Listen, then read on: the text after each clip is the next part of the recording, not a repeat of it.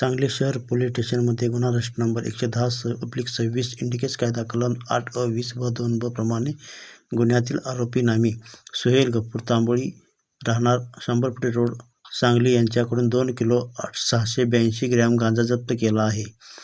सदरची कारवाई डीबी पथक तसेच PSI घोरपडे यांनी माननीय पोलीस अधीक्षक संदीप भोगे, ॲडिशनल SP माननीय बारावकर मॅडम यांच्या मार्गदर्शनाखाली करण्यात आली आहे.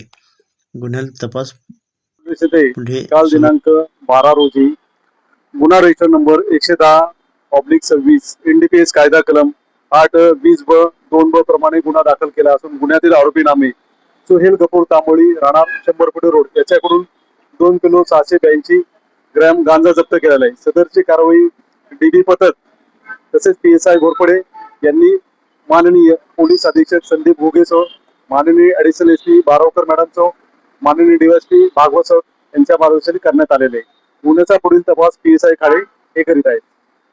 वारंवार आपण पाहतो की सांगली, मिरज आणि कुपवाड सगळीकडेच आम्हाला जास्तीत जास्त प्रेस नोट मिळतात. या गांजा विक्री करायला आलेले सापडत असतात. मग याच्यावर अंकुश ठेवायसाठी आपली यंत्रणा काय काम करते?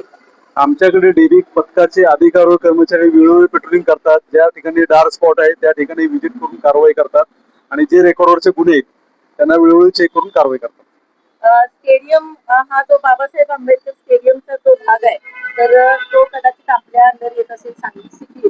या स्टेडियम मध्ये खेळाडूंच्या साठीची जी खोली आहे तर ती रिकामी पडली आहे, पण त्याच्यामध्ये सगळं त्या गांजाच्या वरती म्हणजे गांजा ओढायच्या वरती त्या सिगरेटच्या पुंगळ्या वगैरे तो एक पेपर हे सगळं जे मिळतंय तर मग तिथं म्हणजे दिवसाढवळ्या तिथं ती मुलं गांजा ओढत बसलेली असतात. तर मग त्याला आपली उपाययोजना किंवा तिथं नाही येत का आपले पोलीस यंत्रणा त्या ठिकाणी नसते का?